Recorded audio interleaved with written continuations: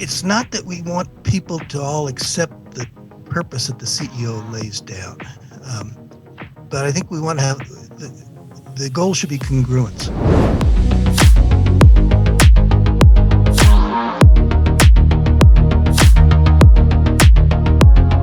This is the Workplace Therapist Show. Of course, I'm your host, Brandon Smith. Our topic today is an evergreen topic. I think evergreen is almost an understatement on this particular topic. We're going to talk about purpose, specifically finding meaning and purpose in our work. With quiet quitting and people working virtually and remotely, I think purpose is so needed here today. And so to help us on the journey, we've got Rob Tribken joining us. Rob is the chairman for the Center of Faith and Enterprise. He has a book that's just come out, The Sacred Meaning of Everyday Work. And so our conversation today, we're going to talk about purpose. Specifically, what is it? How do we find it? And he's going to debunk some myths that we've got to go out and look for that big shiny neon sign or that lightning bolt. We can find purpose in our everyday lives if we just look hard enough. So look closely and listen closely to Rob's comments and our conversation here today. I'm hoping it will spark some of the same thoughts for you that it did for me. And of course, stay tuned to the very end and I'll share my highlights of our conversation.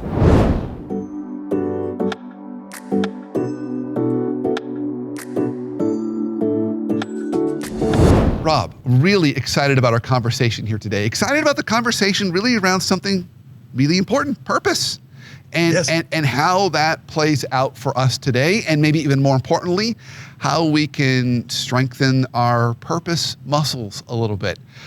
So before we jump into our conversation, maybe a really good starting place for our listeners that maybe haven't gotten a chance to be exposed to you yet. Share a little bit about you. What's been your kind of career journey up to this point? Sure. And by the way, thank you for having me. I'm very happy to be here. I've been in business a long time. I've been a business person for more than 4 decades. It doesn't feel like that long, but it is. I've dealt with all kinds of problems that people face. A couple decades ago, I started becoming more spiritual, more religious, and more interested in that side of life. I'd gone to business school a long time ago, and so that's been my orientation. So I signed up for a class at Fuller Seminary, and then that led to another class and another class, and so finally I got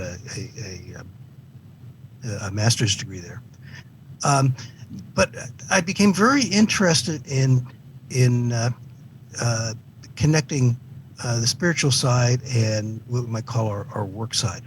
I noticed there's often a disconnection that my theologians, who I thought highly of, usually don't have a very good understanding of business, or often don't.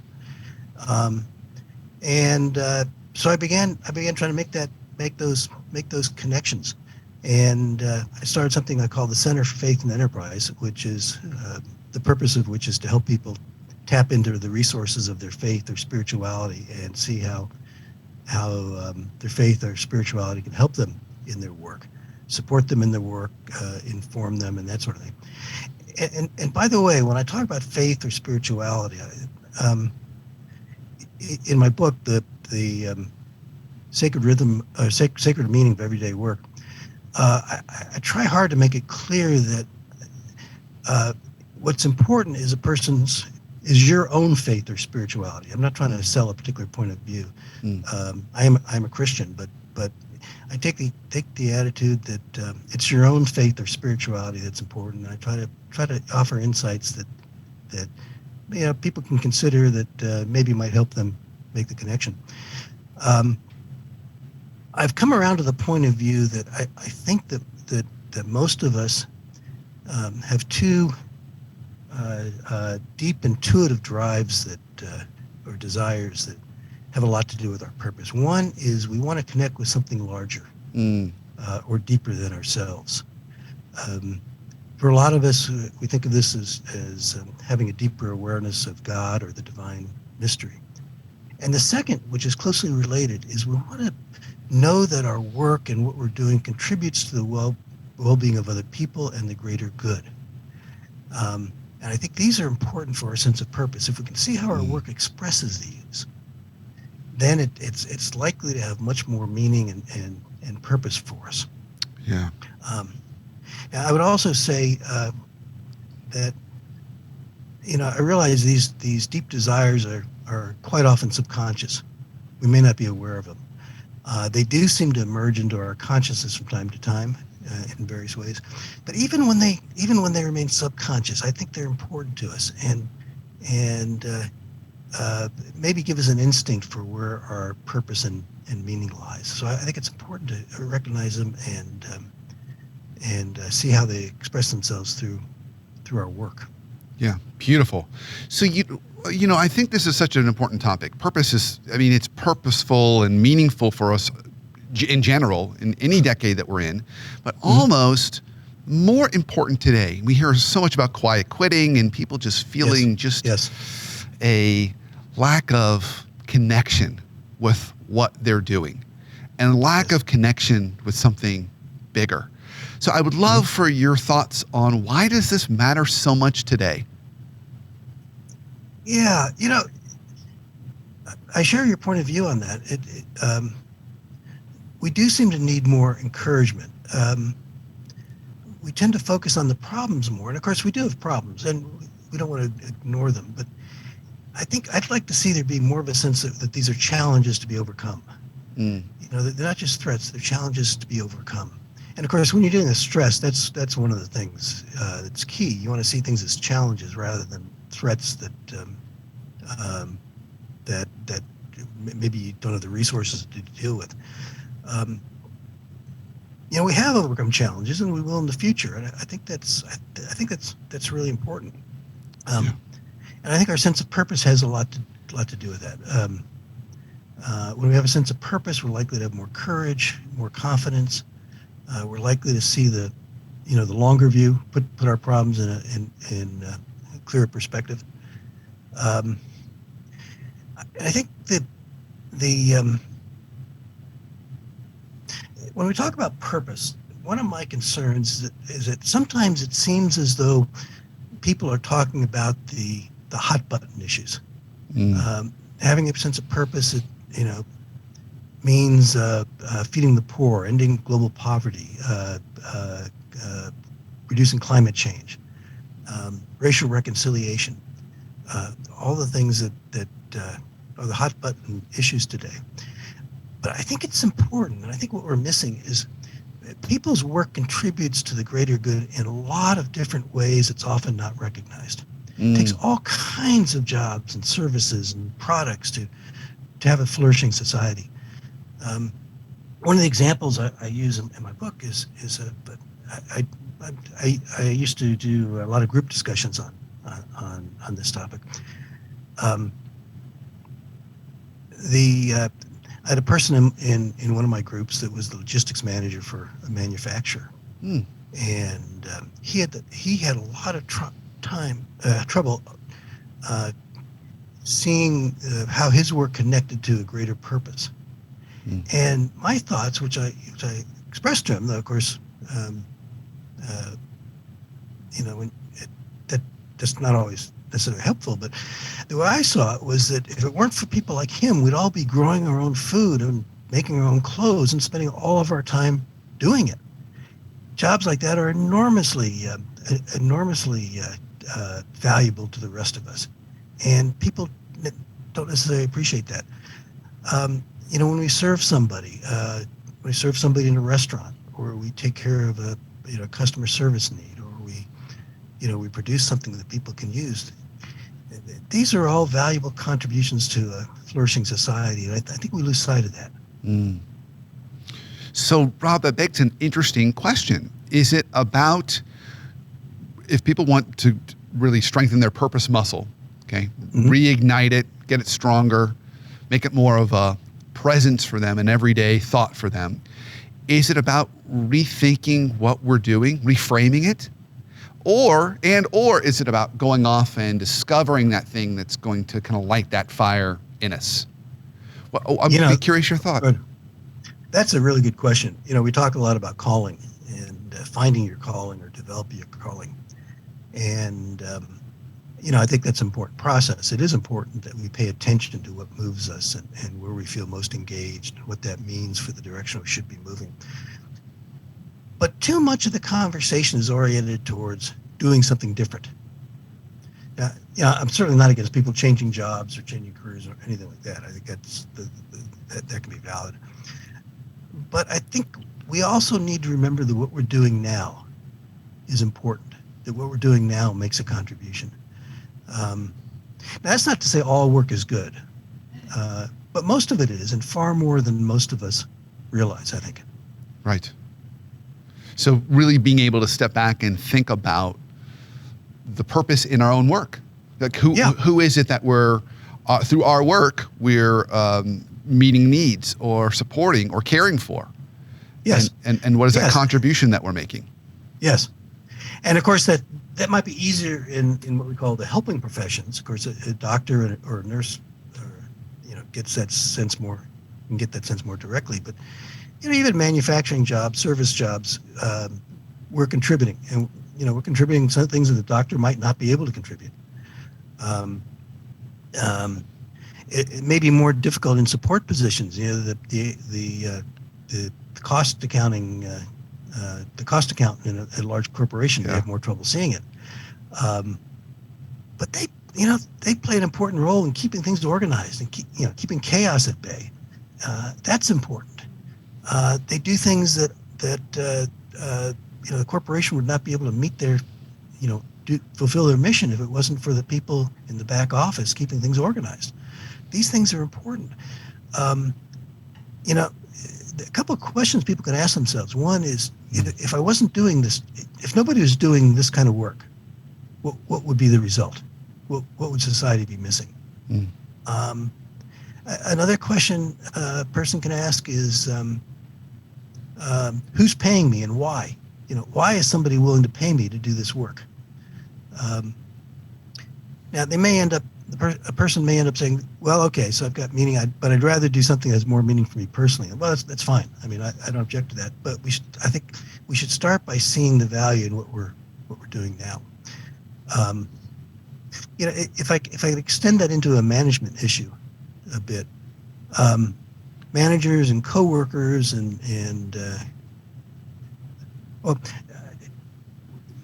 I think it's important to work hard if you're in a management or leadership position to communicate to the people who you work with, who you work for, your suppliers, your customers, your coworkers, what contribution they're making, and that should be something that's always understood. We should be grateful to people, and I think that would help.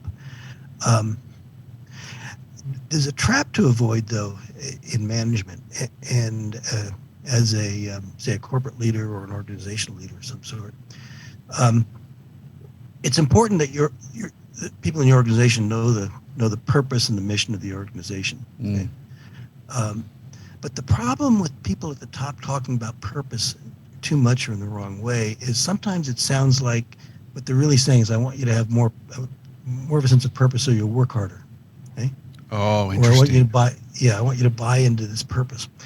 And we have to remember that when we talk about purpose, a large part of it has to do with individual agency. The individual, it's not really up to the individual to decide how purposeful or what their purpose is. And so for an organization, I think it's not that we want people to all accept the purpose that the CEO lays down. But I think we want to have, the goal should be congruence. I think individuals should feel like the purpose of my organization overlaps enough with my purpose so I can support it. Okay. Yeah, I think that makes perfect sense. And I think it's an interesting challenge, because I think if we do talk about purpose at work, like you said, it can feel like I'm just wanting you to work harder, or I really want you bought into this purpose, there could be some points to that. But I think if we're going to do that and do that the right way, we've got to be okay with people inviting themselves to leave and deciding that it's not a good fit. I got to find something else. And then someone else that's drawn to your purpose. I think of, for example, Chick-fil-A. Chick-fil-A is a very purpose-driven organization, and they talk about their purpose being can have a positive impact on everyone that comes in contact with them in the stores. So it's not so much about the tasty chicken sandwich. It's not so much about the product as much as it is about the service and the experience. Yeah. And because they are so passionate about that, the people that go to work for Chick-fil-A are very much bought into that. And then there are plenty of people that maybe don't agree with Chick-fil-A or don't agree with certain stances or maybe their particular purpose, and they choose not to be part of that. So I think to your point, if you're going to do that corporately, you've got to be okay with having some folks decide it's not a good fit, so you can make room for others that might decide it is a good fit. Yes, I think it's true. I think it's true. And at minimum, we can let people know that was a really good chicken sandwich you just made and somebody really enjoyed it. Yeah, it's true. Yeah. And, I'd settle for that. Yeah, that's right. That's exactly right. So are there any for folks listening to this right now and they're kind of saying, I just don't know. I just don't have that spark still feeling like I'm coming out of the pandemic, looking for kind of what's my calling, what's going to really feed me. Are there other kind of existential questions, for lack of a better term, that people can start asking themselves to help them look and define that spark, either in their current work or in work that's outside of what they're doing? Well, as we've talked, it's important they understand the value of what they're doing. Now, maybe that doesn't have the intrinsic meaning that they're seeking, but they should pay attention on a granular level. What seems to move them? If it's not the whole job, is there an aspect of the job that seems to connect with your deeper self, with your purpose? That can give you some clues. A little bit along those lines, some people talk about job crafting, where you look for ways to change the job. Either you reframe it or you emphasize certain areas, and that sort of thing. But a lot of this stuff is trial and error. When we talk about calling, sometimes people have the idea, maybe not so much, but sometimes we think of it as kind of a bolt out of the blue, finger tapping you on the head, big finger tapping you on the head, this is what your mission in life should be. Well, the fact is it's really very much a matter of trial and error. We try this, we try that, and over time we develop a sense for what our calling maybe is or what direction we should be moving. Maybe we should think of it as a lifetime process. Yeah. We continue to move closer, and maybe the joy should be in the journey. The revelation as we proceed that this is more in line with what I should be doing. It doesn't have to happen all at once.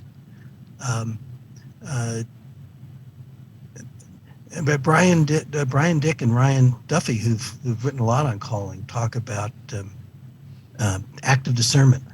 You try to go through the trial and error process, and you're alert to what seems to move you, what seems to be moving in the right direction, and you reflect on it. And if you're a religious person, maybe you pray or meditate about it, and combine it with your spiritual practices and see what comes to you. The other thing I would add, I think, is that Robert Bella defined or categorized our attitude towards work into three categories. And one is a job, meaning we're exchanging our time and energy for money. The second is a career, meaning that we're committed to this line of work and we expect to progress and progress in terms of position and responsibility. And the third is a calling, which is what we're talking about.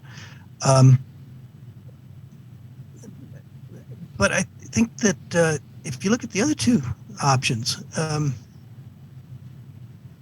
for some of us, our work may never have the intrinsic meaning that we seek, either because we have to take this job for economic reasons, we're locked in for some reason, But even then, I think it's important to recognize two things. First of all, you're getting paid for it. So what's the purpose of the money?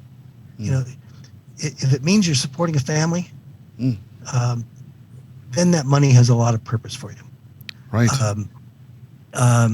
Sometimes we think of working for money as kind of second-rate motivation. We're just looking to buy trinkets and baubles and status. But that's not true for most people. For most people, that income might mean being able to put in a second bedroom when they've got 4 kids, so the kids can sleep 2 to a room. It might mean you have less 2 a.m. worries about your financial security. It might mean creating a better life for your kids, better education, what have you. For most people, that money they're earning is important and has a purpose. I think we ought to recognize that. But at the same time, even if a person's only working for money, it's still important, I think, to recognize that their job is making a contribution.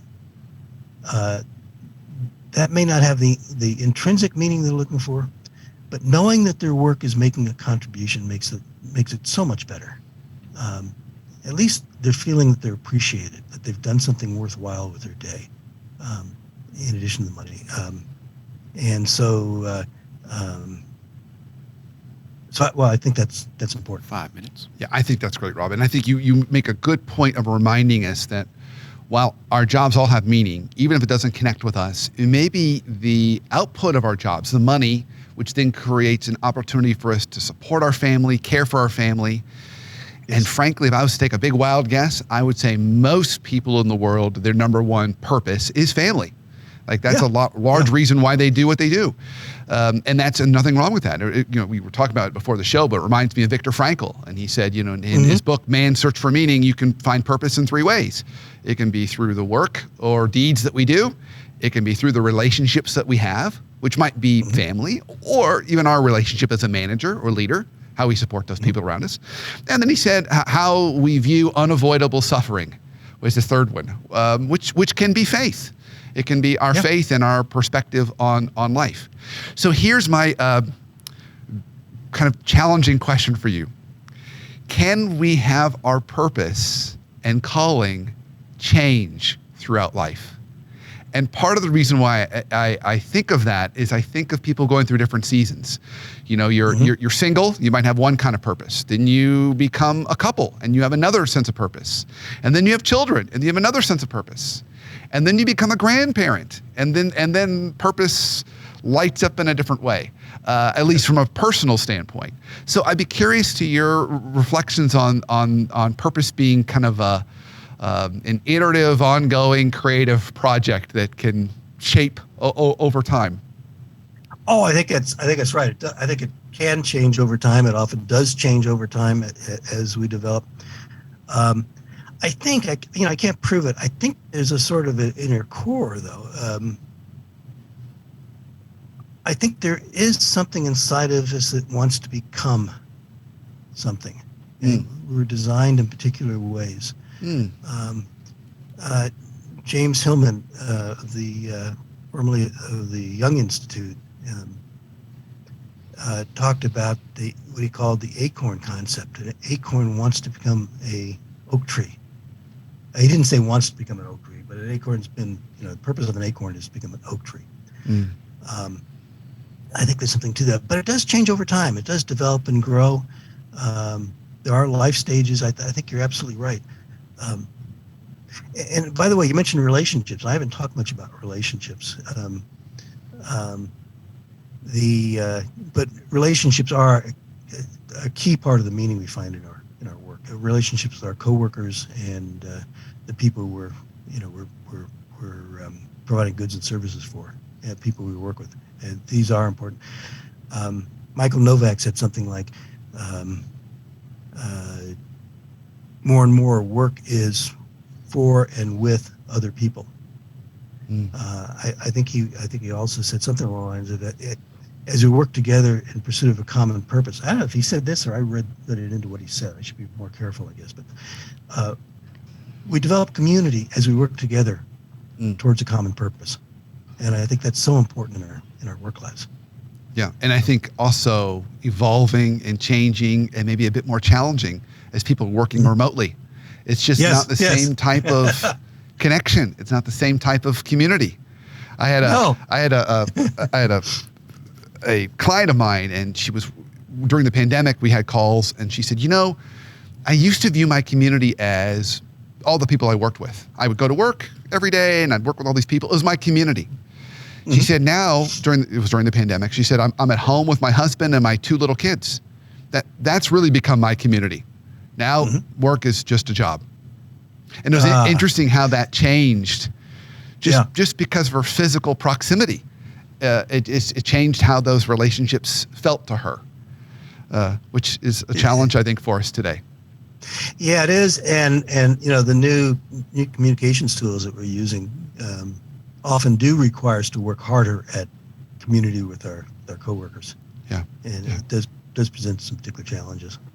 Well, Rob, this has been absolutely great. So when we get to the end of the show, I always like to ask my guests this question.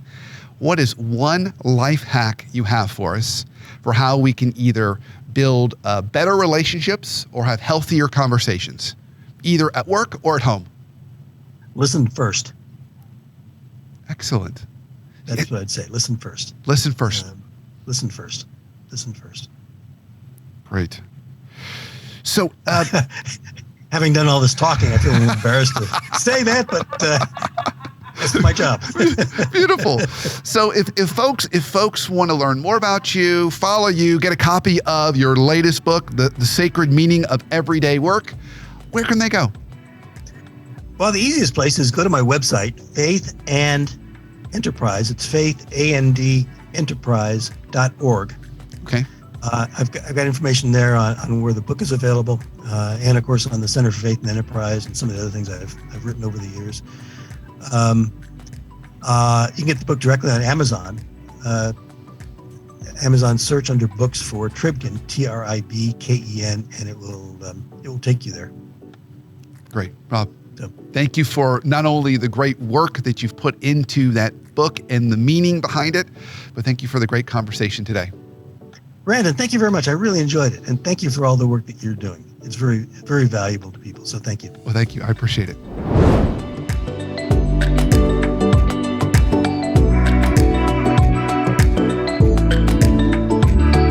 I loved my conversation with Rob today. Talking about purpose is one of those conversations that really is not only evergreen, it's worthy of some evergreen time. We should be bringing this up more often, particularly when the world around us changes, like working so virtually and remotely.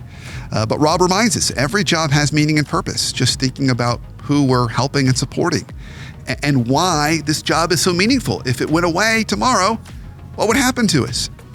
He also reminds us that sometimes we can find purpose through, frankly, the money that we get for doing the job and how we use that money. He says money has purpose too. Maybe we use it to support our family or create more security. But there's purpose in so many things that we do if we just look long enough and hard enough. We also talked about how purpose can evolve over time, but then he did come back and remind us again that in his mind, and I agree with this, we're all made for a certain purpose. It's like we're that acorn that's meant to be an oak tree. So helping us reflect on what that is and get more connected to it can help us feel that sense of courage, that sense of confidence, and that longer view that comes with purpose. So hopefully one of the questions or conversations that Rob and I had sparked something for you and can get you thinking about purpose a little differently in 2023.